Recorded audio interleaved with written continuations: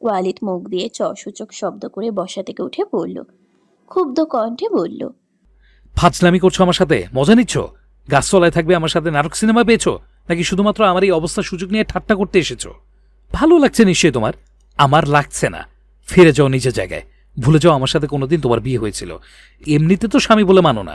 তোমার সাথে আছে নাকি আমার সেই সম্পর্ক? আমার রাস্তা আর তোমার রাস্তা আলাদা। ওয়ালিদ পা বাড়াতেই আভা সামনে দাঁড়ালো, বলল, আপনি কোথায় যাচ্ছেন? জাহান্নামে। যেতে কতটা সময় লাগতে পারে? ওয়ালিদের হাতের মুষ্টি শক্ত হলো। দাঁতে দাঁত চেপে নিজেকে সংযত করলো। ঠিক করলো এই মেয়ের সাথে কথাই বলবে না, নয়তো সমস্যা আরও বাড়বে। আভা ঠোঁট টিপে হাসলো। দেখিয়ে বোঝা যাচ্ছে প্রচণ্ড রেগে যাচ্ছে ওয়ালিদ। নির্লিপ্ত ভঙ্গিতে পাশ কাটাতে নিলেই আভা পুনরায় পথ রোধ করে বলল, আমি আসি সাথে। ওয়ালিদ চড়াও গলায় বলল, তোমার সমস্যা কি বলো তো? একবার বললে বুঝতে পারো না? আমি তো বললাম আজ থেকে তোমার রাস্তা আর আমার রাস্তা আলাদা। আচমকা আজকে এইভাবে গায়ে পড়ছো কেন? হুট করে দরদ দেখাতেই বা আসছো কেন? আভা অগ্নিদীপ্ত চোখে চেয়ে বলল, আপনি আমাকে ভাবেনটা কি? হ্যাঁ, যখন ইচ্ছে হবে ধরবেন, যখন ইচ্ছে হবে ছেড়ে দেবেন। আপনি আমাকে সাথে নিতে বাধ্য। বিয়ে করেছেন, আমার জীবন তছনছ করে দিয়ে এখন এসেছেন রাস্তা আলাদা করতে। আপনার নিজের কি কোনো আত্মসম্মান নেই? নিজের স্ত্রীকে নিজের যোগ্যতায় ভালো রাখার ক্ষমতা নেই আপনার? এভাবে নিজের দায়িত্ব থেকে তো পালালে চলবে না মিস্টার শাহরিয়ার ওয়ালিদ চৌধুরী। মুহূর্তেই ওয়ালিদ গর্জে উঠে বলল, আমি চৌধুরী বাড়ির কেউ নই, শোনোনি তুমি? আর আমি তোমার জীবন তছনছ করেছি, তো ঠিক আছে, যতটা প্রতিশোধ নেওয়া নিয়ে নাও। চলো আমার সাথে। কিন্তু মনে রেখো, আমি শাহরিয়ার ওয়ালিদ চৌধুরী নই। আমার নামের সাথে চৌধুরী শব্দ আর যুক্ত থাকবে না। তাই আমার সাথে তোমার এই পথ চলা খুব একটা সুখকর হবে বলে মনে হয় না। বাকিটা তোমার ইচ্ছে, এখনো সময় আছে, ভেবে নাও। আভা মাথা নেড়ে বলল। 5 মিনিট ওয়েট করুন, আমি এক্ষুনি আসছি। আভা পা বাড়াতেই পিছন থেকে ওয়ালিদের গম্ভীর স্বর ভেসে এলো, 5 মিনিটের বেশি হলে ধরে নেব তুমি আসবে না। আভা বাড়িতে ঢুকতেই দেখল ড্রয়িং রুমে অমেলা আর আমিনা বসে আছেন। আভাকে দেখে বিরস মুখে চাইলেও কোনো প্রতিক্রিয়া দেখালো না। বেশ চিন্তিত তাদের মুখভঙ্গি। আভা ধীর পায়ে সিঁড়ি বেয়ে উপরে আসলো। করিডোরে তার ব্যাগ রাখা আছে। সেদিকে এগোতেই আলিসার ঘর থেকে মৃদু কান্নার আওয়াজ কানে এলো। আভা যেতে নিয়েও থেমে গেল। ওই ঘর থেকে মোয়েরও আওয়াজ আসছে, অযথা ঝামেলা চায় না সে। নিজের ঘরে গিয়ে আরো কয়েকটা জিনিস ব্যাগে ভরে ব্যাগটা নিয়ে বের হতেই মুখোমুখি হলো শাওনের। সহসাই কিছুটা অপ্রস্তুত বোধ করলো আভা। শাওনের মুখটা অত্যন্ত গম্ভীর। সেইভাবেই বলল, চলে যাচ্ছেন ওই বিশ্বাসঘাতকের সাথে?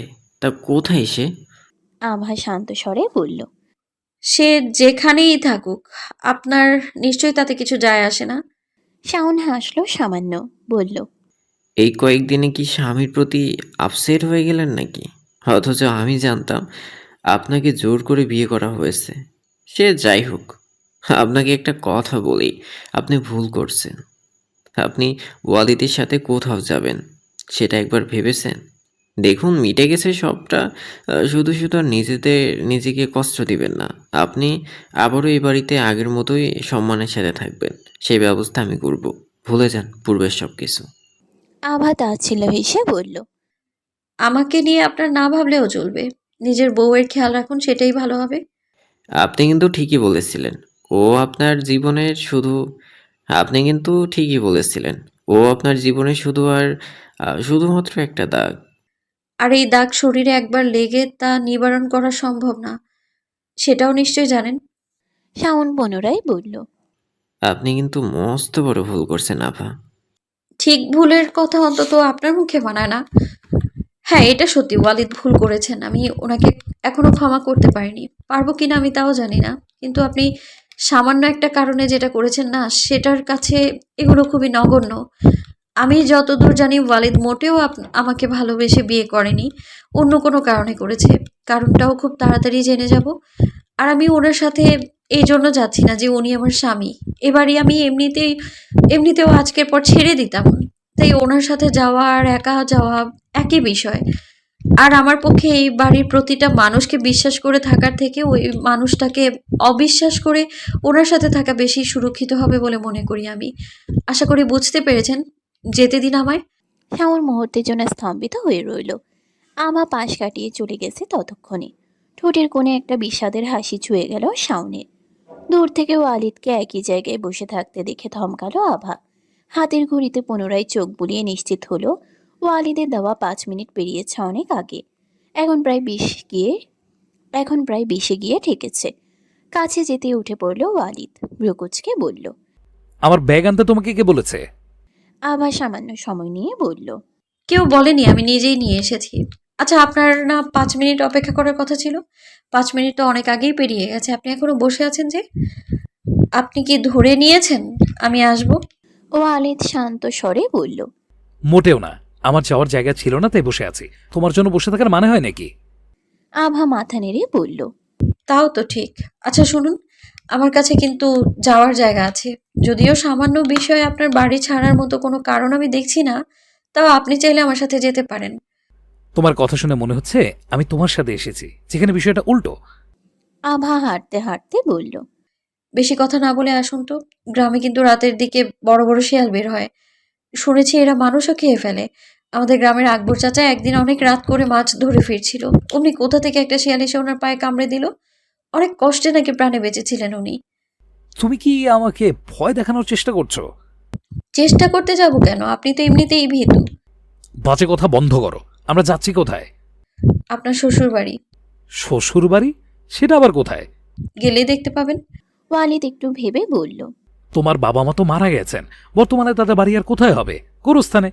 আমরা জীবিত মানুষকে গোরস্থানে কেন থাকতে যাব? আভা বিরক্ত চোখে চাইল ওয়ালিদের পানে। পুনরায় মুখ ঘুরিয়ে চুপচাপ হাঁটতে লাগলো। বলল। বাবা কি বুদ্ধির বহর আপনার! আপনি না বলে তো জানতামই না যে গোরস্থানে মরা মানুষ থাকে। আপনি গেলে চলুন, নয়তো আমি একাই যাব। ভঙ্গুর মাটির পাঁচিল দ্বারা ঘেরা একটা কাঠের ছোট ফটকের সামনে এসে দাঁড়ালো দুজন। ওয়ালিদ হাতে থাকা ফোনের ফ্ল্যাশ লাইটের আলো সেদিকে ধরতেই কিছুটা নজরে এলো একতলা একটা ইটের বাড়ি। বাড়িটা ছোটখাটো, দুটো রুম হবে বড়জোর। আবার ততক্ষণে খোলার চেষ্টা করছে কাঠের ভগ্নপ্রায় দরজার মরিচা পড়া একটা তালাকে, তাও একটা ইটের টুকরোর সাহায্যে। ওয়ালিদ আচমকা আর্তনাদ করে উঠে বলল। এই, এটা কার বাড়ি? কার বাড়ির তালা এইভাবে ভাঙার চেষ্টা করছো? তুমি কি জানো এটা একটা ক্রাইম? আভা ক্লান্ত হয়ে গেছে ইতোমধ্যে। হাতের ইটটা ফেলে নতুন আরেকটা বড় সাইজের ইট দিয়ে ভাঙতে শুরু করে বলল। আপনি বললেন তাই জানলাম। নিজের বাড়ির তালা ভাঙার জন্য কি শাস্তি হতে পারে আমার? ওয়ালিদ অবাক কণ্ঠে বলল। এটা তোমার বাড়ি? মাথা সম্মতি সূচক মাথা নাড়ল। ওয়ালিদ পুনরায় বলল। যদি তোমার বাড়ি হবে তো চাবি নেই কেন তোমার কাছে? তালা ভাঙছো কেন এমন ডাকাতের মতো? আভা ক্ষুব্ধ চোখে চেয়ে বলল। এটা আমার আব্বুর বাড়ি। অনেক বছর ধরে বন্ধই আছে। আমি আব্বু আম্মুর মৃত্যুবার্ষিকীতে শুধু এইখানে এসে সেদিনটা সারাদিন কাটাই এখানে। কিন্তু ভেতরে খুব বেশি নোংরা নয়, প্রতি বছর পরিষ্কার করি আমি। দরজার চাবিটা আঙ্কেলের কাছে বাড়ির, আর ঘরের চাবিটা আমার কাছেই থাকে। আঙ্কেলের থেকে চাবিটা নিতে পারিনি তাই ভাঙা লাগছে। এবার আপনি আমার মুখ না দেখে সন্দেহ না করে একটু সাহায্যও করতে পারেন। ওয়ালিদ নিজের হাতে থাকা মোবাইলটা আবার হাতে ধরিয়ে নিজে ইটটা তুলে নিল। বেশ কয়েকবার চেষ্টা করার পর তালাটা খুলে গেল। ভিতরে যেতে গিয়েও আভা থমকালো। ভিতরে যেতেও কেমন যেন সংকোচ কাজ করছে তার। এমনিতে রাতের বেলা, তার উপর এখানে শেষবার এসেছিল 3 মাস হয়ে গেছে। এখন ভিতরের অবস্থা কেমন কে জানে। ওয়ালিদ আভাকে দাঁড়িয়ে থাকতে দেখে বলল। কি হলো, চলো। আভা নিজেকে আশ্বস্ত করে বলল। হ্যাঁ চলুন। ওয়ালিদ একবার আভাকে দেখে খপ করে ধরল আভার একটা হাত। তারপর পা বাড়ালো বাড়ির ভিতরে। শুকনো পাতার মর্মর শব্দে ভীত হলো আভা। অনেকদিন যাবৎ পরিষ্কার না করায় পুরো উঠোন জুড়ে ছড়িয়ে আছে নানান ধরনের গাছের পাতা। সেখানে পা পড়তেই দুমড়ে মুচড়ে যাচ্ছে সেগুলো। কিন্তু আভা তো ভীত নয়। বলতে গেলে রাত 12টা অবধিও একা একা ছাদে কাটিয়েছে নির্দ্বিধায়। তাহলে আজ এত জড়তা, এত ভীত কেন হচ্ছে সে? ওয়ালিদ ওয়ালিদ ঘরের নিকটে থেমে হাতে থাকা মোবাইলের ফ্ল্যাশ লাইটটা আভার মুখ বরাবর ধরতেই আভা চোখ মুখ কুঁচকে ফিরল। বিরক্ত হয়ে বলল। কি করছেনটা কি? তুমি কি ভয় পাচ্ছ? চুপ করে গেল আভা। ওয়ালিদ তার দিকে কৌতূহলী চোখে চেয়ে। আভা ওয়ালিদের থেকে হাতটা আলাদা করে ব্যাগ থেকে চাবি বের করলো। বারান্দায় গ্রিল করা সেটা খুলে ভিতরে ঢুকতেই বারান্দায় থাকা সৌর বিদ্যুতের লাইটটা অন করলো। বারান্দায় দৃশ্যমান হলো শুকনো পাতা, সাথে ধুলোর আস্তরণ। আভা বড় করে শ্বাস নিয়ে বলল, আপনি একটু অপেক্ষা করুন, আমি কিছুক্ষণের মধ্যে পরিষ্কার করে ফেলবো। আপনি বরং ঘরে গিয়ে বসুন। আশা করি ওখানে তেমন নোংরা নেই। ওয়ালিদ সে কথা শুনল কিনা কে জানে, সে ধপ করে বারান্দার এক মাথায় বসে পড়ল। দৃষ্টি নিবদ্ধ তার আকাশে। আভা সেদিকে বরাবর চেয়ে বিশাল আকৃতির চাঁদ আর মিটিমিটি করে জ্বলতে থাকা অজস্র নক্ষত্র ছাড়া তেমন বিশেষ কিছু পেল না, যা এত মনোযোগ দিয়ে দেখতে হবে। তবু আর খাটালো না তাকে, নিজের কাজে মনোযোগ দিল। কয়েক মুহূর্তেই পরিষ্কার করে ফেলল সবটা। ওয়ালিদ তখনও একই ভঙ্গিতে বসে নিজের মধ্যে ডুবে গেছে সে, এদিকে কি হচ্ছে খেয়াল নেই তার। আভা পাশে বসে বলল, আপনার হাতটা দিন। কিছুটা চমকে উঠল ওয়ালিদ। আভার দিকে দৃষ্টিপাত করল, তার পাশেই রাখা ফার্স্ট এড বক্স। ওয়ালিদ মৃদু হেসে বলল। এসবের দরকার নেই, এটুকুতে আমার কিচ্ছু হয় না। আভা কিছুক্ষণ স্থির থেকে নিজে থেকেই ওয়ালিদের একটা হাত হাতে তুলে নিল। থমকালো ওয়ালিদ, তবে বাধা দিল না। হাতে ওষুধ লাগতেই জ্বলে উঠল জায়গাটা। অজান্তেই ব্যথাসূচক শব্দ করে ফেলল। আভা চোখ তুলে একবার তাকালো, শান্ত সে দৃষ্টি। চোখাচোখি হতেই মুখ ঘুরিয়ে ফেলল ওয়ালিদ, অন্য হাতটা নিজে থেকেই বাড়িয়ে দিল। আভা ওষুধ লাগানো শেষ করে বলল, অনেক রাত হয়েছে, ঘুমাবেন, চলুন। তুমি যাও, আমার ঘুম আসছে না। শান্ত স্বরে বলল ওয়ালিদ। আভা যেতে নিয়েও থেমে গেল, বলল, আপনার বাবা ভীষণ অসুস্থ, জানেন আপনি? ওনাকে বোধহয় হসপিটালে নেওয়া হয়েছে। আপনার মনে হয় না আপনার এই অবস্থার ওনাদের ছেড়ে আসা উচিত হয়নি? বিশেষ করে আপনার মা, আপনি ভালো করেই জানেন ওরা সবাই আপনাকে কতটা ভালোবাসে। ওয়ালিদ বেশ শান্ত ভঙ্গিতে বলল, আমি ওদের কেউ নই। আমার এই বিষয়ে কথা বলতে ভালো লাগছে না আপাতত। তুমি যাও, অনেক রাত হয়েছে, ঘুমিয়ে পড়ো। কিন্তু আমার মনে হয় আপনি ওই বিষয়ের মধ্যে ডুবে আছেন। ওয়ালিদ চট করে চাইল আভার পানি। টানা টানা হরিণী চোখ দুটো পিটপিট করে তাকেই দেখছে। আভা খেয়াল করলো ওয়ালিদের চোখ দুটো চিকচিক করছে, কান্না আটকানোর চেষ্টা করছে। আভা ভাবনার মাঝেই মৃদু ঝাঁকুনি অনুভব করলো শরীরে। মুহূর্তে ওয়ালিদের বাহুডোরে বন্দি সে। একটু পর কাঁধে তপ্ত পানির ছোঁয়া পেল আভা। হতভম্ব আভা আর একটু থমকালো বোধ হয়। ওয়ালিদ কাঁদছে। আভার ধীর হস্তে নিজের হাতখানা ওয়ালিদের পিঠে রাখতে আরেকটু দৃঢ় হলো ওয়ালিদের বাঁধন। ভেসে এলো ভগ্ন কণ্ঠে, আমার ভীষণ কষ্ট হচ্ছে। I lost everything. আমার সব এলোমেলো লাগছে। অসহ্য যন্ত্রণায় বুকের ভেতরটা পুড়ে যাচ্ছে। আমি সহ্য করতে পারছি না, প্লিজ হেল্প মি। আমি স্তম্ভিত হয়ে ওইভাবেই বসে রইল আভা। কি বলে সান্ত্বনা দেওয়া উচিত জানে নেই তার। সকালে বাড়ি আনা হয়েছে ইমতিয়াজকে। তার অবস্থা কিছুটা ভালো। সালেহা, দিও, আফতাব, অরণ্য সবাই সারা রাত হাসপাতালেই ছিল।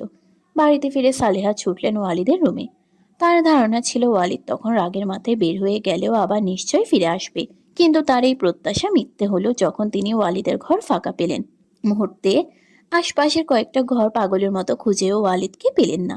পাগল প্রায় হয়ে তিনি ড্রয়িং রুমে ছুটে এলেন। দিও সবে নাস্তার জন্য বসেছে।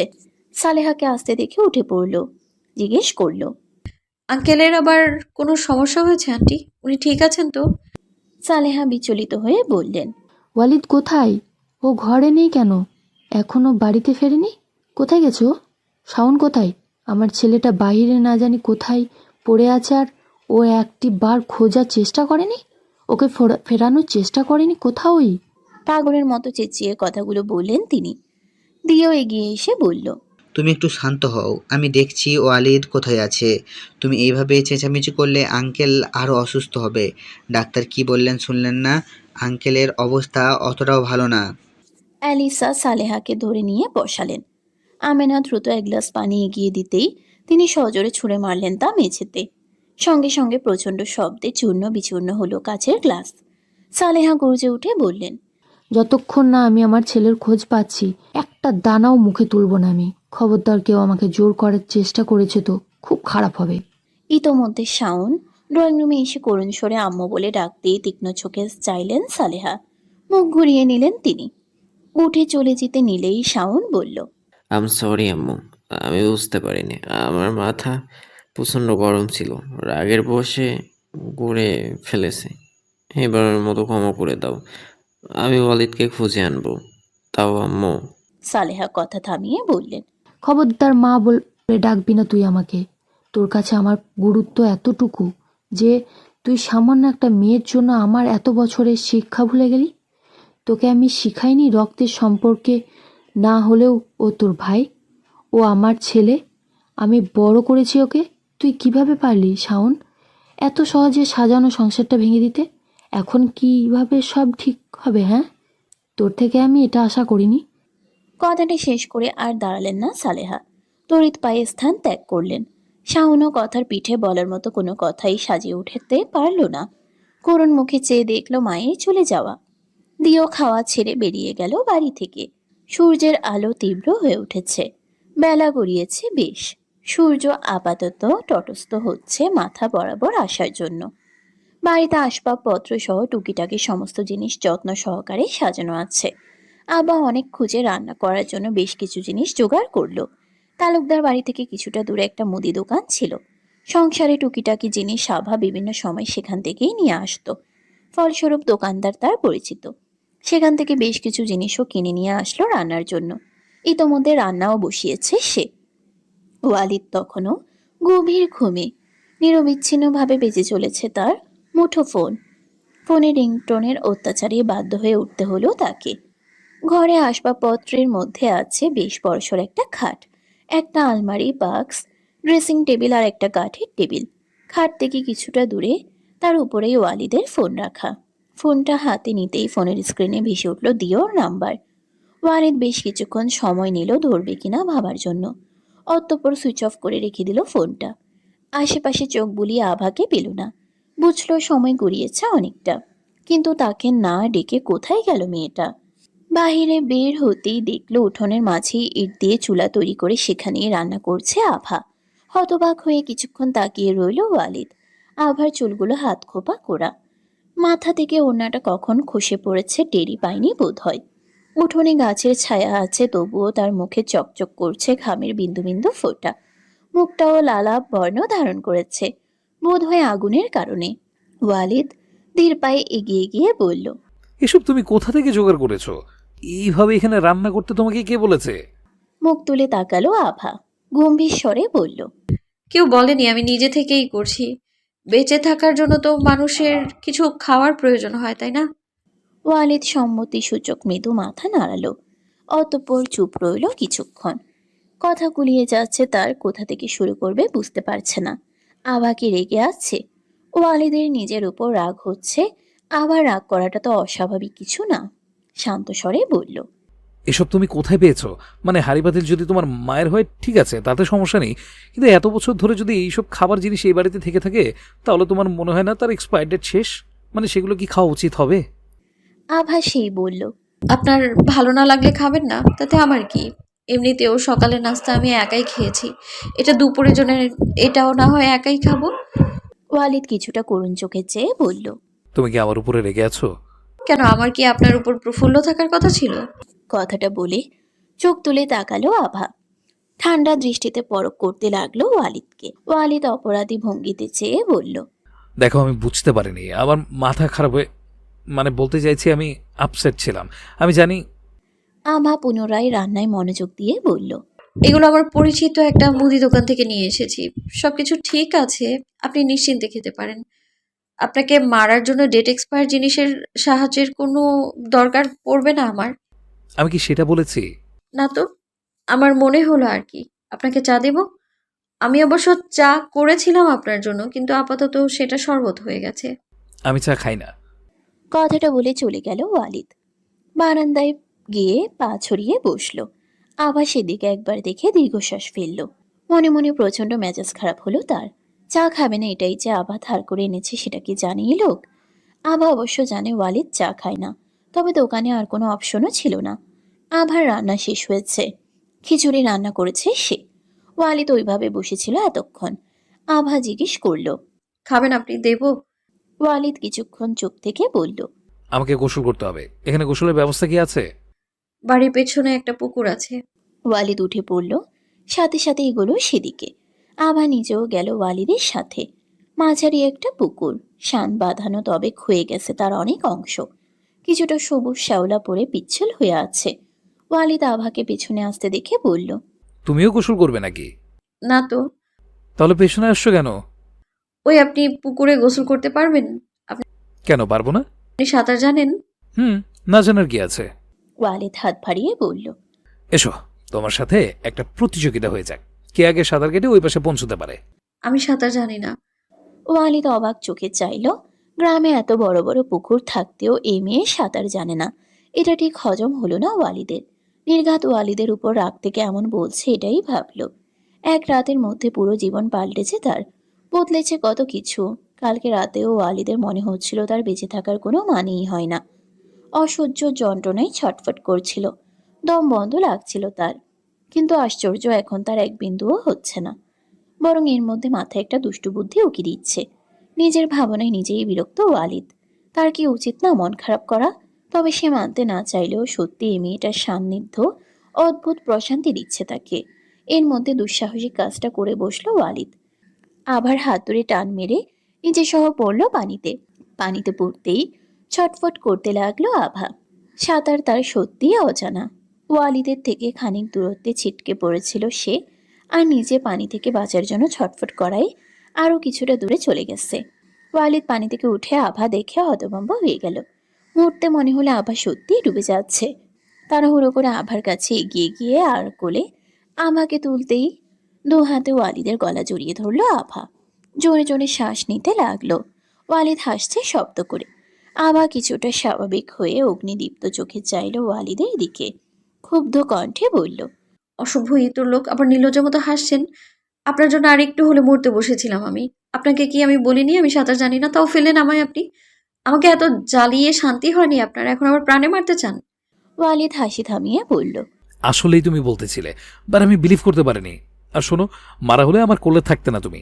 না মানে সিরিয়াসলি, তুমি গ্রামে থাকো, এত বড় বড় পুকুর নদী, আর তুমি সামান্য সাঁতার জানো না। গ্রামে থাকি বলে কি আমি পুকুরে থাকি নাকি? গোসল করার কি আর কোনো মাধ্যম নেই? আমাকে কেউ সাঁতার শেখায়নি কখনো, আমি পুকুরেও নামিনি কখনো।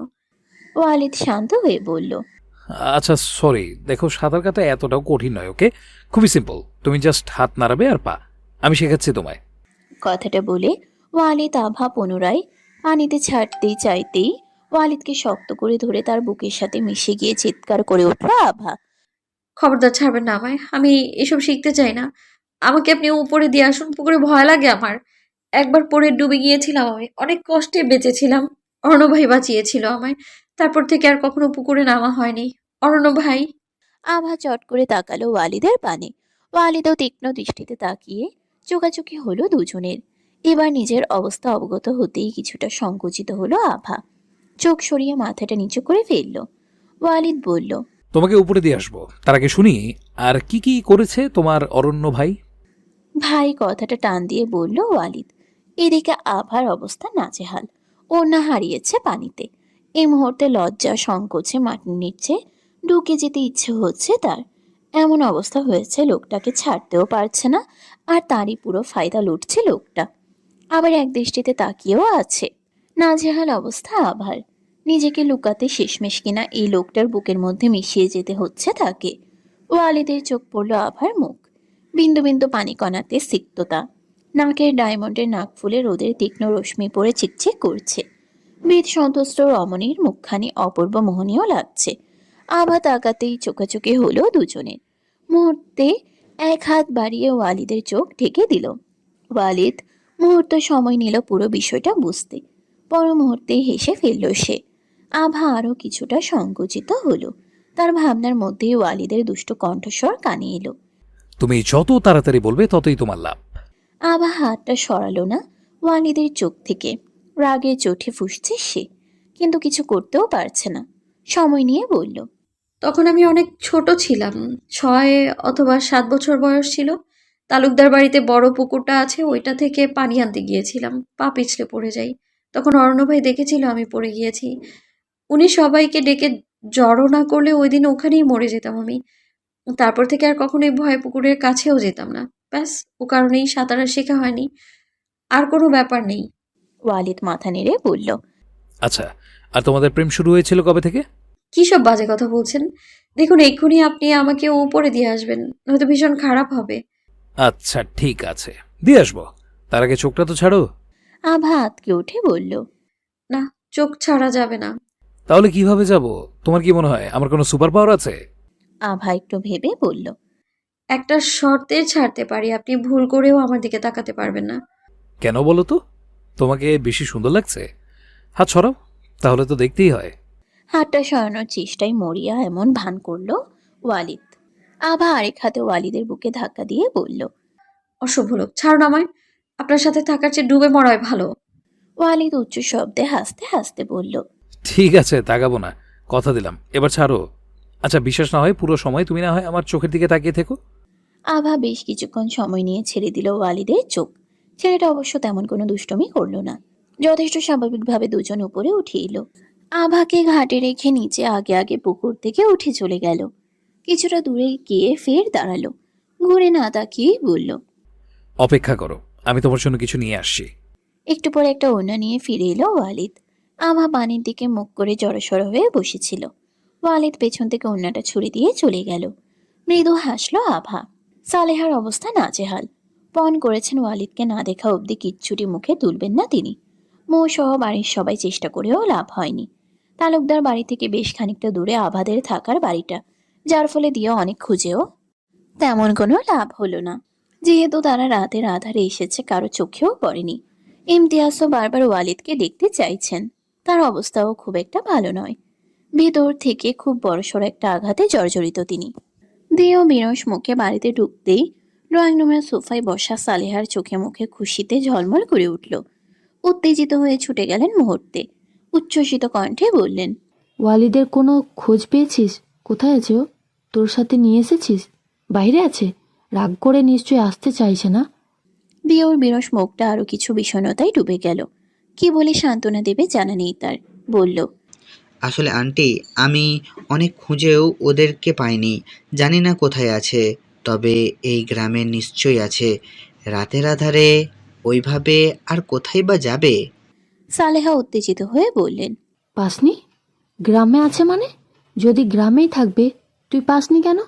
ওর ফুপুর ওখানে গিয়েছিলি? বিও মাথা নাড়ালো, মানে সে গিয়েছিল। সালেহার মুখটা আবারও বিষণ্ণতায় ভরে গেল। তিনি পুনরায় গিয়ে সোফায় বসে পড়লেন। দিও একটা দীর্ঘশ্বাস ফেলে নিজের জন্য বরাদ্দকৃত রুমের দিকে এগোলো। বুকটা যে তার পড়ছে না এমন তো নয়। ছোট থেকে দেখছে ওয়ালিদকে, দিওর কাছে নিজের ভাইয়ের মতোই। ঘরে ঢুকে পকেট থেকে ফোনটা বের করলো, পুনরায় ডায়াল করলো ওয়ালিদের নাম্বারে। উত্তরটা একই আছে। মনে মনে বেশ প্রচণ্ড রাগ হচ্ছে তার।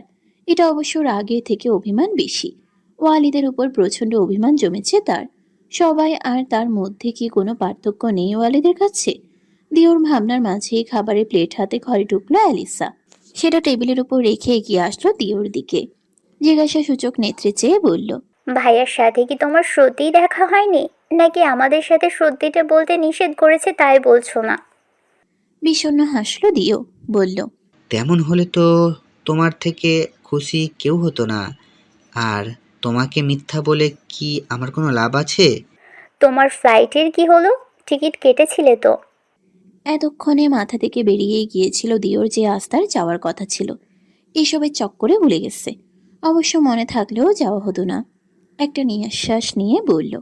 এখন আর যা হচ্ছে কই। তোমার ড্যাড কিন্তু প্রচণ্ড রাগ করবে। I know. এটুকু বলে থামলো দিও। অ্যালিসা খাবারের প্লেটটা সামনে এনে বলল। খাবারটা খেয়ে নাও, সকাল থেকে কিছুই খাওনি। তারপর আবারও না হয় বের হবে ভাইয়াকে খুঁজতে। আমি জানি ভাইয়াকে তুমি ছাড়া কেউ ফেরাতে পারবে না। আর সত্যি বলতে, ভাইয়াকে ছাড়া আমারও ভালো লাগছে না। হুট করে এসব কি হচ্ছে, কেন হচ্ছে, কিছুই তো আমি বুঝতে পারছি না। মৃদু হেসে দিও বলল। তোমার ব্রেন বরাবরই খারাপ। সামান্য রাগী স্বরে অ্যালিসা বলল। একদম বাজে কথা বলবে না। এর মধ্যেও তোমার মজা মনে আসে কেমনে? চুপচাপ খেয়ে নাও। এটুকু বলে চলে যেতে নিলে হাত ধরে থামালো দিও, বলল। তুমি খাও দাও, নয়তো খাব না। অন্য সময় হলে হয়তোবা কখনোই রাজি হতো না অ্যালিসা, তবে এই মুহূর্তে না করতে পারল না। অতঃপর দিওর কথাই থাকলো। বারান্দায় বসে ফোনে মগ্ন ওয়ালিদ। আভা সেখান থেকে খানিক দূরত্বে দাঁড়িয়ে ভেজা চুল থেকে তোয়ালে সরিয়ে ভালো মতো মোছবার চেষ্টায় ব্যাকুল। বারবার এদিক সেদিক করে বিভিন্ন কায়দায় পানি ছড়ানোর চেষ্টা করছে চুল থেকে। ওয়ালিদ ফোন থেকে চোখ সরিয়ে বার কয়েক দেখলো তা। রোদ দাঁড়ানোর দরুন নাকফুলের পাশাপাশি হাতে থাকা সোনার চিকন চুড়ি দুটো চিকচিক করছে মাঝে মধ্যেই। গলার চেইনেরও কয়েকবার ঝলক নজরে পড়েছে। ওয়ালিদ আগে খেয়াল করেনি, তবে সত্যিই নাকফুলার চুড়িতে আভাকে আলাদা লাগছে। সত্যিই কেমন বউ বউ লাগছে, ওয়ালিদের বউ। কথাটা ভাবতেই কেমন অদ্ভুত লাগলো। এর মধ্যে ওয়ালিদের এক নজরে তাকিয়ে থাকা দৃষ্টিগোচর হলো আভার। অপ্রস্তুত বোধ করলো খানিকটা।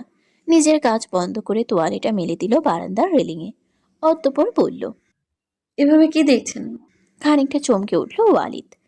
সামান্য বিষণ্ণ হেসে বলল, ফুল দেখছিলাম। দেখো তোমার পেছনের ওই যে গাছটা, ওতেও ফুল ফুটেছে। ওই গাছটার নাম কি?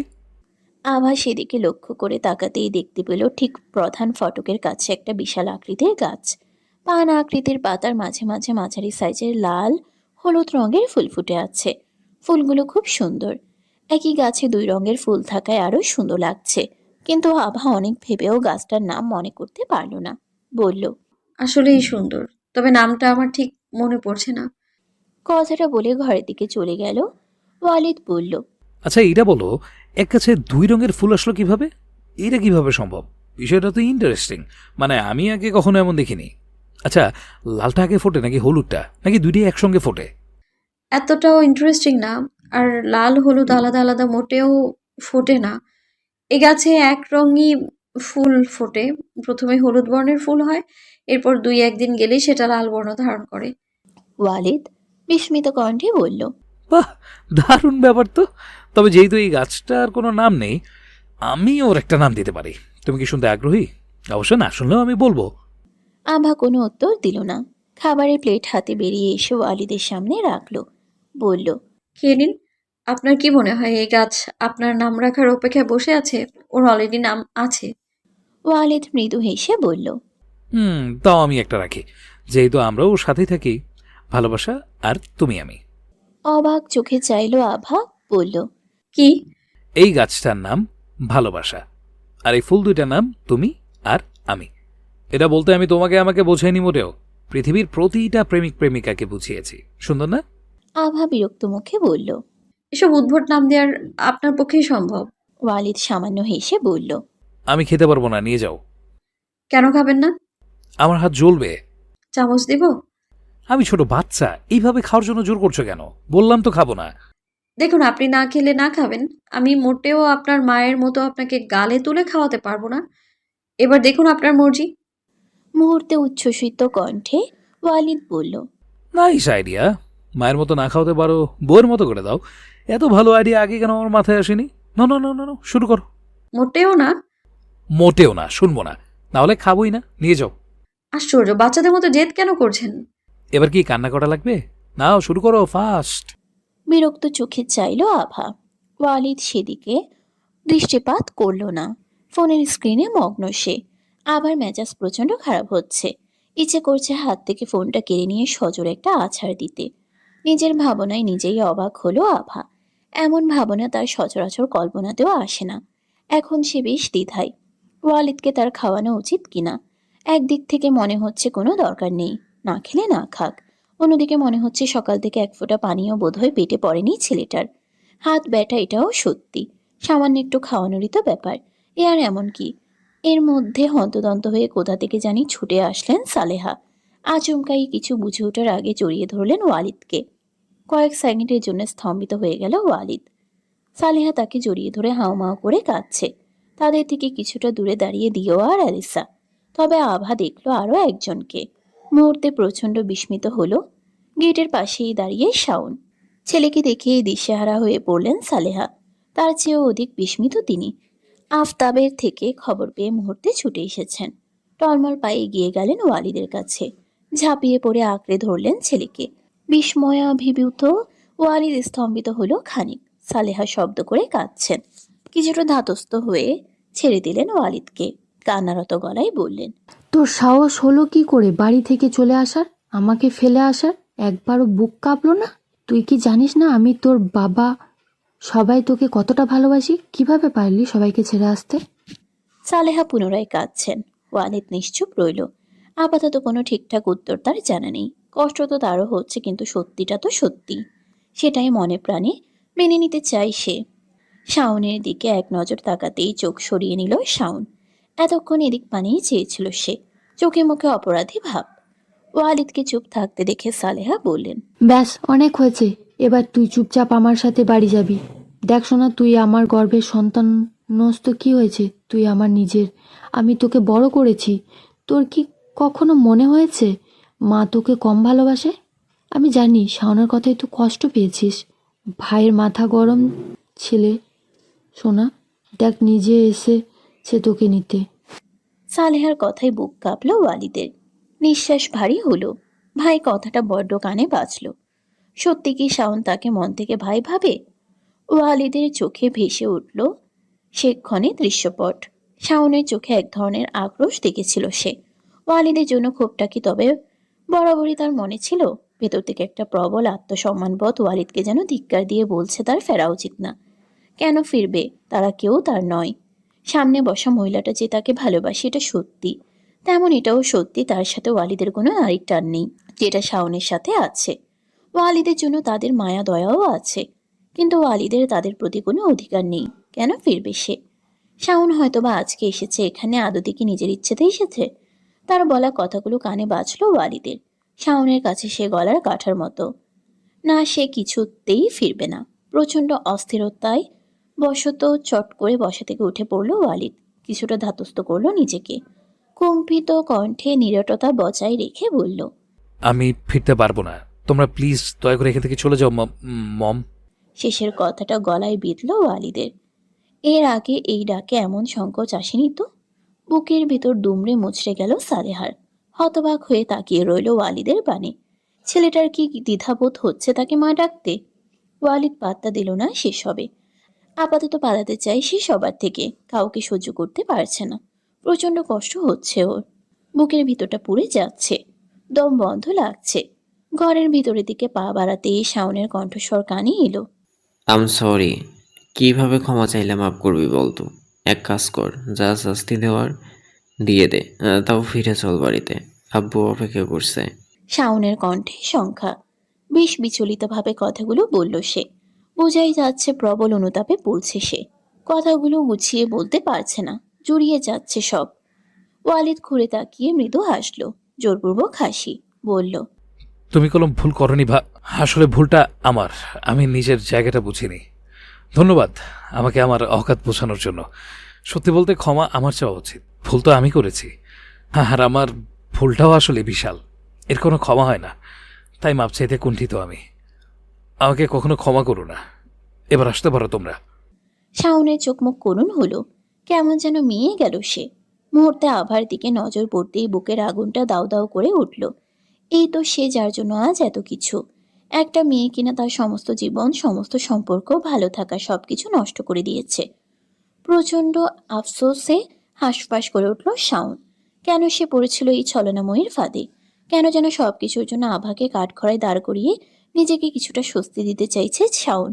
দিয়েও কিছুটা গম্ভীর গলায় বলল, তুমি তুমি খাইয়ে দাও, নয়তো খাবো না। অনেক হয়েছে, আর একটা কথাও শুনবো না। আমার ফোন না ধরে আর সাহস হয় কি করে তোর?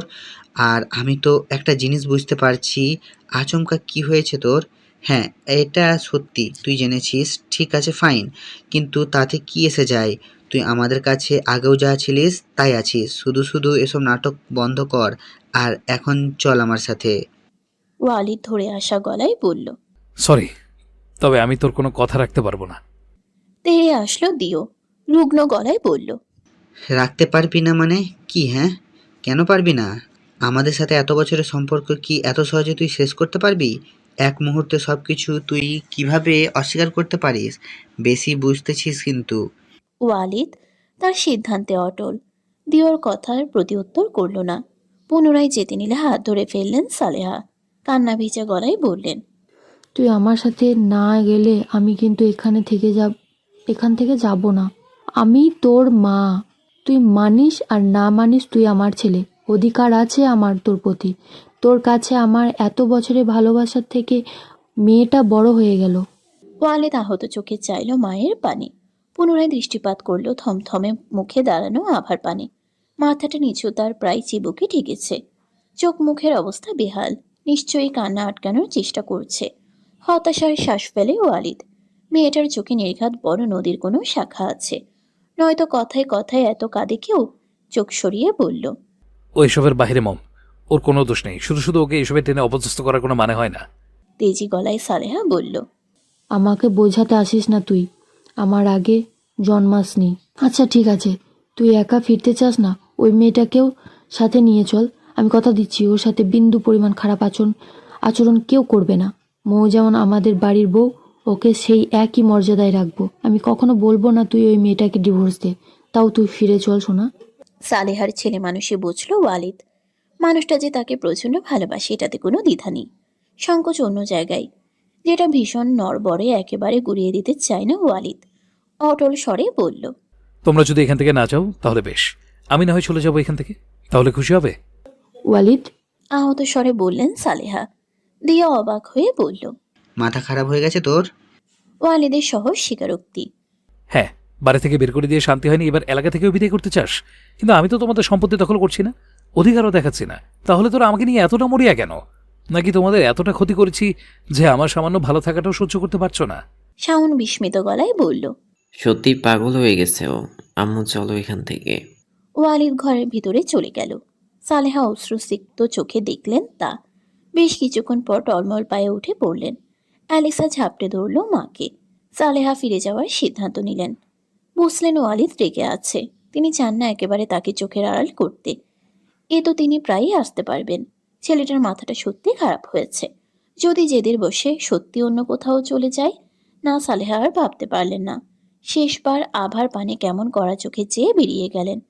আভার মনে হলো তিনি তাকে দোষী করে গেলেন। বলে গেলেন, তোমার জন্যই সব, তুমিই দায়ী এই সব কিছুর জন্য।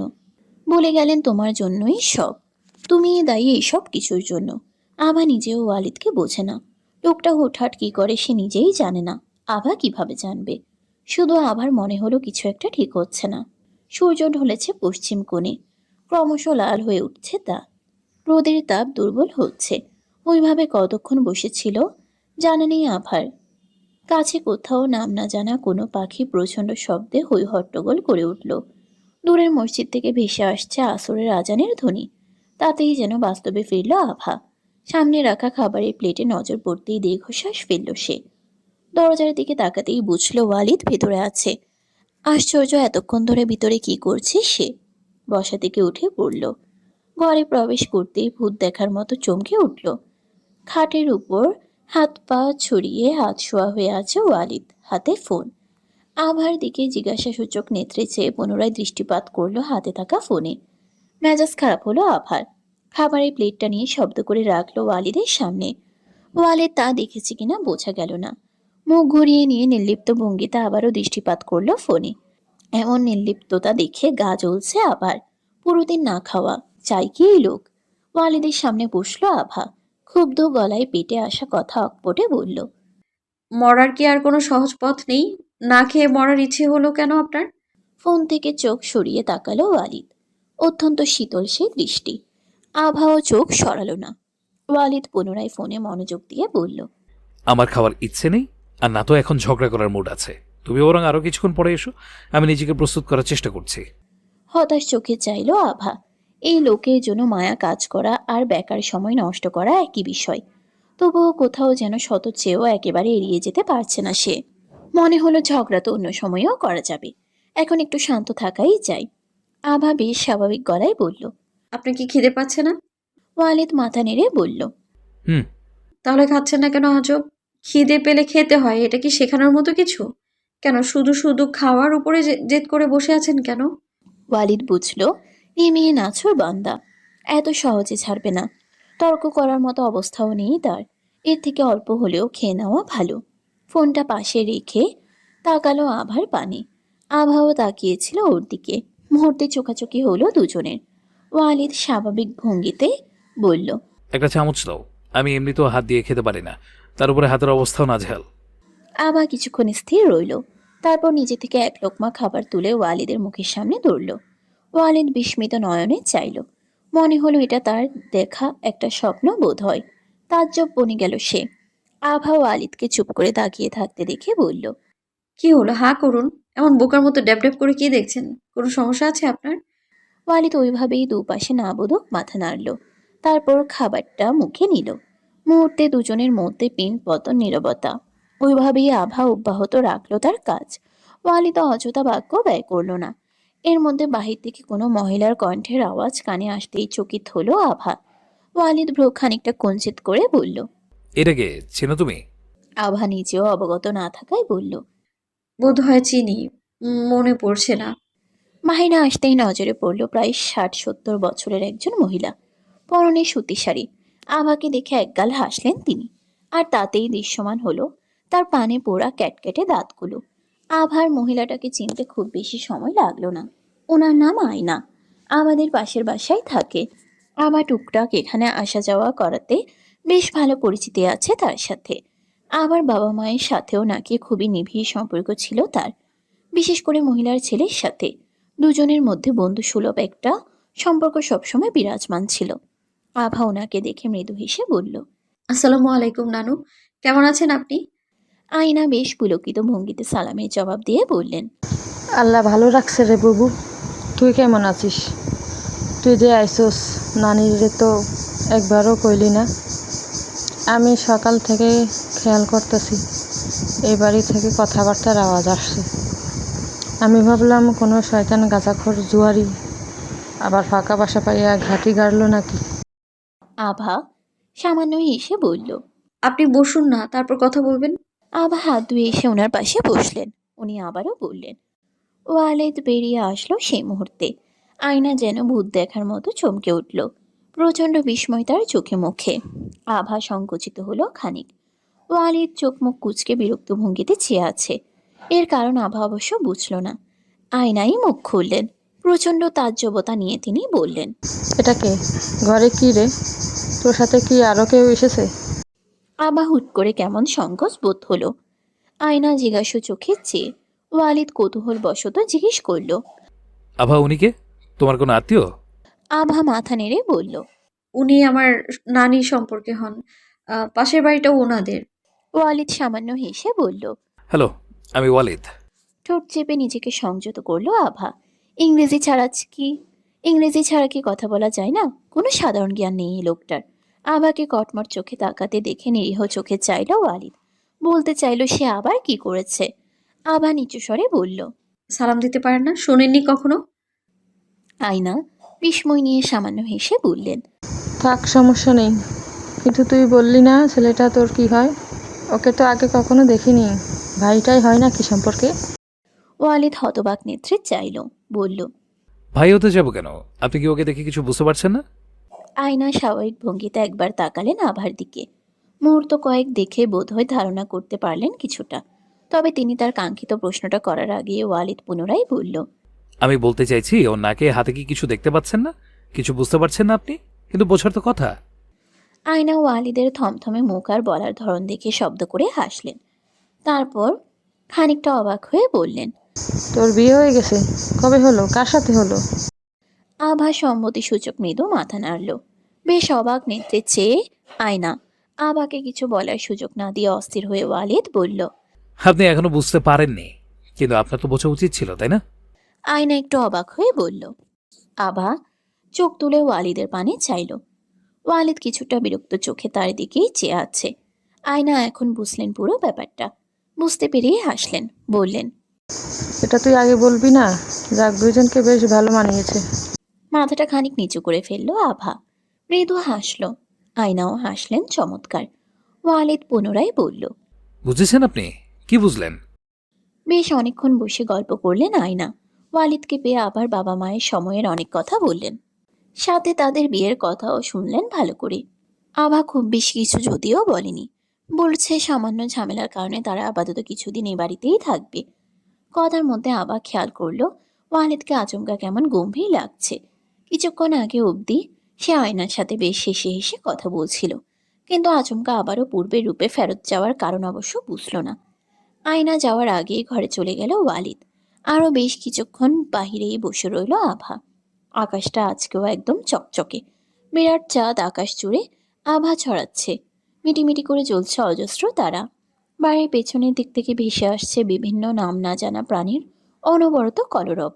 মাঝে থেকে হিমশীতল বাতাস ছুঁয়ে যাচ্ছে আভাকে, গায়ে কাঁটা দিয়ে শিরশির অনুভূতি হচ্ছে তার। তবে আশ্চর্যের বিষয় আভার একটুও ভয় করছে না, যতটা ভয় কালকে রাতে করছিল। আচমকা আভার মনে হলো যদি ওয়ালিদ না থাকতো তাহলে কি সে একা থাকতে পারতো। মনে হতে একবার ঘাড় ঘুরিয়ে ঘরে দৃষ্টিপাত করলো। লোকটা কি ঘুমিয়ে পড়লো? ধীর পায়ে ঘরে প্রবেশ করতেই চমকালো আভা। পুরো ঘরে ঘুটঘুটে অন্ধকার। মুহূর্তে প্রচণ্ড আতঙ্কে শিউরে উঠল আভা। বেশ কয়েকবার সুইচ চাপার পরেও জ্বলছে না লাইটটা। বেশ কিছুক্ষণ অন্ধকারে একাধারে তাকানোর ফলে কিছুটা স্বচ্ছ লাগছে সবকিছু। ঘরটা ফাঁকা। মুহূর্তেই আভার মনে হলো ওয়ালিদ তো ঘরে ছিল, গেল কোথায়? কাপা গলায় বলল, শুনুন, আপনি কি ঘরে আছেন? ওয়ালিদ, আপনি কি ঘরে আছেন? কোনো উত্তর না পেয়ে ভয়ে কুঁকড়ে গেল আভা। কোথায় গেল লোকটা? হঠাৎ করে প্রচণ্ড ভয় লাগছে আবার। সে এতটাও ভীত নয়, ভূতে ভয় তো একদমই পায় না। কিন্তু এখন তার ঠিক কিসে ভয় হচ্ছে সে জানে না। শুধু জানে প্রচণ্ড আতঙ্কে হাত পা অবশ হয়ে আসছে তার। দম বন্ধ হয়ে লাগছে। কান্না পাচ্ছে খুব করে। হুট করে কাঁধের কাছে কারো নিঃশ্বাসের শব্দ পেতেই চিৎকার দিয়ে অন্ধকারেই ধাক্কা দেওয়ার চেষ্টা করলো। মুহূর্তে কেউ তার হাত ধরে ফেললো। সিন্ড্রেলা, কি হয়েছে? ভয় পেলে নাকি? পরিচিত কণ্ঠস্বর কানে আসতেই থমকালো আভা। অন্ধকারেই জড়িয়ে ধরল ওয়ালিদকে। আচমকা কয়েক কদম পিছিয়ে গেল ওয়ালিদ। আবার ঘন ঘন তীব্রভাবে নেওয়া নিঃশ্বাসের শব্দ কানে আসছে তার। মেয়েটা ভয় পেয়েছে। ওয়ালিদ শান্ত করার জন্য বলল, সোনামণি, ঠিক আছো তুমি? খবরদার আমায় একদম উল্টাপাল্টা নামে ডাকবেন না। আপনি কোথায় ছিলেন? আপনি, আমি ডাকছিলাম, শুনতে পাননি আপনি? কিছুটা তেজি গলায় বলল আভা। তবে কণ্ঠস্বরে স্পষ্ট কাঁপন। এখনো বেঘরে জড়িয়ে আছে ওয়ালিদের সাথে। ওয়ালিদের হাসি পেল ভীষণ। এত ভয় পেয়েও মেয়ের তেজ কমেনি। কথাই ঠিকই ঝাঁজ আছে। মৃদু হেসে ওয়ালিদ বলল, সে তো বুঝতে পারছি, কিন্তু তুমি আমাকে ডাকছিলে কেন? আপনি ছাড়া আর কে আছে এখানে যে তাকে ডাকবো আমি? তুমি আমাকে ভরসা করো? মোটেও না। তোমার কথায় আর কাজে কিন্তু কোনো মিল পাচ্ছি না। কৌতুকপূর্ণ গলা ওয়ালিদের। মুহূর্তে যে সম্মতি ফিরল আভার। ছিটকে সরে গেল তৎক্ষণাৎ। ওয়ালিদের হাতে ফোন, সেখানে ফ্ল্যাশলাইট জ্বলছে। এতক্ষণ চোখ বন্ধ থাকার কারণে বোধহয় বুঝতে পারেনি আভা। চোখ তুলে তাকাতেই দেখল লোকটার ঠোঁটের কোণে হাসি। প্রচণ্ড মেজাজ খারাপ হলো আভার। এত হাসার কি আছে? নিজেকে কিছুটা স্বাভাবিক করে বলল, কোথায় ছিলেন আপনি? আর ঘরে লাইট জ্বলছে না কেন? ওয়ালিদ ধীর পায়ে বিছানায় গিয়ে বসল। বলল, বিদ্যুৎ চলে গেলে লাইট কিভাবে জ্বলবে? আমার শ্বশুর তো অতটা বড়লোক নয় যে আইপিএস করে রাখবে। আর এই যে দেখো, এই ঘরের সাথে আরেকটা ঘরের দরজা। আমি ওই ঘরে গিয়ে দেখছিলাম ঘরটা এই ঘরের মতোই বড়, তবে একদমই ফাঁকা। তোমার ডাক আমি শুনছিলাম, ইচ্ছে করে উত্তর দেইনি। আভা ক্ষুব্ধ কণ্ঠে বলল। তা দেবেন কেন? অসভ্য বেয়াদব শয়তান লোক কোথাকার। ওয়ালিদ হাসল শব্দ করে। বলল, তুমি এত ভয় পাবে আমি তো ভাবতেই পারিনি। সিরিয়াসলি, তুমি কিভাবে কাঁপছিলে? হাসতে হাসতে লুটিয়ে পড়ছে ওয়ালিদ। আভা এগিয়ে গিয়ে বলল, একটা কাজ করুন। ওই ঘরটা যেহেতু ফাঁকা, সেহেতু আমাদের এক ঘরে এক বিছানায় জোর করে থাকারও কোনো দরকার নেই। আপনি বরং ওই ঘরে চলে যান, নয়তো আমি যাচ্ছি। মুহূর্তে সরতে নিয়ে হাতে প্রচণ্ড টান অনুভব করলো আভা। মুহূর্তেই ছিটকে পড়ল ওয়ালিদের বুকে। মুখ তুলে তাকানোর আগেই কানের খুব নিকটে একটা গম্ভীর কণ্ঠস্বর শুনতে পেল। স্বামী হই আমি তোমার, তোমার জায়গা অন্য ঘরে না। এখন যেখানে আছো এইখানে, আর এখন থেকে এখানেই থাকবে। আমি এমনিতেই খারাপ, আজ না হয় আরেকটু খারাপ হলাম। রাতের নিশুতি সরে গিয়ে সূর্যের অবদানে পুরো ধরনী জুড়ে চকচক করছে আলোক রশ্মি। আকাশটাও আজ বেশ স্বচ্ছ। পরপরই ব্যস্ততায় হৈ হৈ করছে জীবন ধারণ করা প্রতিটা মানুষ। আভা বারান্দায় উদাস ভঙ্গিতে বসা, চোখ মুখ বিষণ্ণতায় ডুবে। গভীর কোনো চিন্তায় নিমগ্ন সে। ওয়ালিদ এখনো ওঠেনি। বেলা করে ওঠার অভ্যাস তার। সেদিক পানে সামান্য চাইতেই ক্রমশ ক্রোধটা প্রবল হচ্ছে আভার। এরই মধ্যে ধপ পাশে কিছু পড়তেই চমকে তাকাতেই দেখলো ওয়ালিদ ভ্রুকুচকে তাকিয়ে। সবে এসে বসেছে পাশে। চোখে মুখে ঘুম ঘুম ভাব। চুলগুলো এলোমেলো, ক্লিন শেপের মুখটায় উকি দিয়েছে খোঁচা খোঁচা কালো দাড়ি। মুহূর্তে মুখ ঘুরিয়ে নিল আভা। ওয়ালিদ কথা বলল, কি হয়েছে? এমন সব হারানোর ভাব ধরে বসে আছো কেন? মুখেই বা এত মেঘ জমিয়ে রাখার মানে কি? আমার কথা ভাবছিলে নাকি তোমার অরণ্য ভাইকে মিস করছিলে? আবার রাগটা ক্রমশ বিশাল আকার ধারণ করেছে। ভালো করেই জানে লোকটা ইচ্ছে করে ঘাটাতে এসেছে। নিশ্চয় আবার এমন অবস্থা দেখে মিটিমিটি হাসছে। মনে মনে আনন্দ হচ্ছে তো।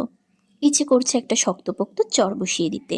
নিজের ইচ্ছেটা দমন করে রেখে ক্ষুব্ধ কণ্ঠে বলল, অসভ্য অভদ্র লোক কোথাকার। নিজেকে সবাইকে কি নিজের মতো মনে করেন আপনি, হ্যাঁ? যে সবসময় উল্টাপাল্টা চিন্তা করবে। ওয়ালিদ হাসল সামান্য, বলল, এত হাইপার হচ্ছে কেন? ঘটনা কি সেটা বললেই তো হয়। কেন আপনি জানেন না? আবার কারণ জানতে এসেছেন? ইচ্ছে তো করছে আপনাকে আপনাকে সহ্য করতে হচ্ছে না আমার, সরুন তো। কথাটা বলে বসা থেকে উঠে পড়ল আভা। ওয়ালিদ হাত ধরে টান দিতে আবারও ধপ করে ওয়ালিদের কোলের উপরে পড়ল আভা। ওয়ালিদ শক্ত করে হাত ধরে রেখেছে। বার কয়েক ওঠার চেষ্টা করেও লাভ হলো না। অগ্নিদীপ্ত চোখে ওয়ালিদের পানে চাইতেই সে এমনভাবে তাকালো যেন অনেক ভয়ঙ্কর কিছু দেখে নিয়েছে। অবাক কণ্ঠে বলল, মাই গড, এত রাগ, এত রেগে আছো কেন? তোমার চোখ মুখ এসব কি? তোমাকে কেমন লাগছে? আভা একটু ভিত চোখে চেয়ে বলল। কেমন লাগছে? বউ বউ লাগছে সিন্ড্রেলা। ওয়ালিদের কণ্ঠে মাদকতা মেশানো, চোখের চাউনি গভীর। হৃদস্পন্দন এলোমেলো হলো আভার। মুহূর্তে চোখ সরিয়ে নিল। চোখে চোখ রাখা দুষ্কর হয়ে যাচ্ছে। বউ বউ কথাটা কানে লাগছে খুব। কিছুটা রুগ্ন গলায় বলল। আপনার মুন্ডু। ছাড়ুন তো, সকাল সকাল এমন জড়াজড়ি কেন করছেন আজব? ওয়ালিদ হাসল শব্দ করে, গা জ্বালানো হাসি। আর নিবিড় হলো তার বাঁধন। ক্ষুব্ধ চোখে চাইল আভা। সেই দৃষ্টিতে কিছুটা নিভে গেল ওয়ালিদ। শান্ত স্বরে বলল, দেখো, আমি কিছু ভুল করেছি বলে তো মনে পড়ছে না। তাই এর কোনো ব্যাপার না থাকলে চটপট করে বলে ফেলা তো সোনামণি। আভা তেজি গলায় বলল। আপনার মতো আজব লোক আমি জীবনে দেখিনি, বিশ্বাস করুন। আপনার কোনো চিন্তা আছে নাকি? নেই। শুধু হাতির মতো দাঁত বের করে হাসতে পারেন। এটা ছাড়া বাকি আর কি পারেন আপনি? একটা বাড়িতে দুটো মানুষের থাকতে হলে শুধু থাকার জায়গা হলেই কি হয়? আর কিছুর প্রয়োজন হয় না? এভাবে আর কত চলবে? আপনি কিছু না করলেও আমাকে তো কিছু করতে হবে। কথাগুলো এক নিঃশ্বাসে বলে চুপ হয়ে গেল আভা। মনে মনে কেমন অস্থিরতা কাজ করলো আচমকা কথাগুলো বলে ফেলার কারণে। ওয়ালিদের মুখে ভর করছে গম্ভীরতা। উচ্ছ্বসিত মুখটা মুহূর্তে দুমড়ে গেছে। খারাপ লাগা কাজ করলো আভার, কিন্তু কথাগুলো বলতে তো হতেই। এভাবে তো সত্যিই চলতে পারে না। ওয়ালিদ স্বাভাবিক স্বরে বলল। তোমাকে কিচ্ছু করতে হবে না, যা করার আমি করব। আর কি করবেন আপনি? সেটা তোমাকে ভাবতে হবে না, কোনো একটা ব্যবস্থা হয়ে যাবে। তুমি বরং মনোযোগ দিয়ে নিজে লেখাপড়া করো। কলেজে তো যেতে দেখি না। আদতে কি পড়াশোনা করো নাকি শুধু শুধু ক্লাসে উঠে বসে আছো? সাথে নাকচ করে আভা বলল। আমি যথেষ্ট ভালো ছাত্রী। আপনার ধারণা একদম ভুল। ওয়ালিদ অবিশ্বাসের ভঙ্গিতে বলল। আচ্ছা। আভা জোর দিয়ে বলল।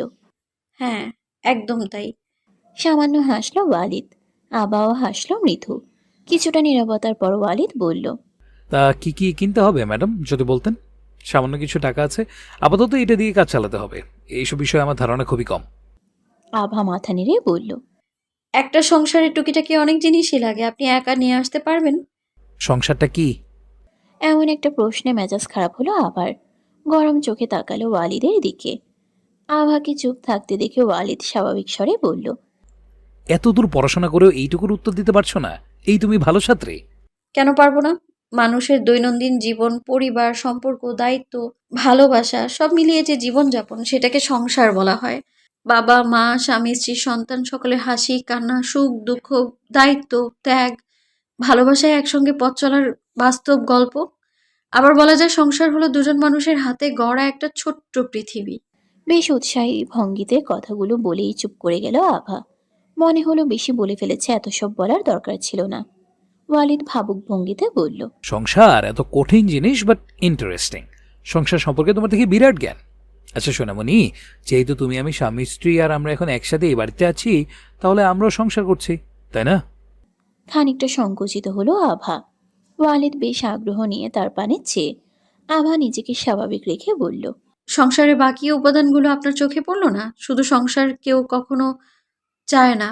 সবাই চায় একটা সুন্দর সুখের সংসার। তা সুখের সংসারের জন্য কি লাগে? একে অপরের মধ্যে ভালোবাসা থাকা লাগে। আচ্ছা, তুমি আমাকে ভালোবাসো? আমার কথা ছাড়ুন, নিজের কথা বলুন। আমার কি? আপনি ভালোবাসেন আমায়? কথাটা বলে নিজের প্রতি নিজেরই রাগ হলো আবার। কিসব উল্টাপাল্টা কথা বলছে সে, কেনই বা বলছে? ওয়ালিদের মুখটা কেমন মলিন দেখালো। সে ভাবুক মুখের পানে চেয়ে কিছুটা হতাশ হলো আভা। ভেবেছিল ওয়ালিদ স্বীকার করবে সে ভালোবাসে। স্বীকার সে অবশ্য আগেও করেছে। আভা তখন তাকে আরো কিছু কথা বলে বিচলিত করবে, কিন্তু এই ছেলে তো ভাবতে বসেছে। আভা বলল। আপনি হঠাৎ চুপ হয়ে গেলেন যে? আমি জানি আপনার অনেকগুলো গার্লফ্রেন্ড আর অনেকগুলো এক্স আছে। ঠিক বুঝে উঠতে পারছেন না তাদের মধ্যে আমাকে কত পার্সেন্ট ভালোবাসেন, তাই তো? ওয়ালিদ প্রকুচকে তাকিয়ে গম্ভীর মুখে বলল, বাজে কথা বন্ধ করো আর চুপচাপ রেডি হয় না, মার্কেটে যাব।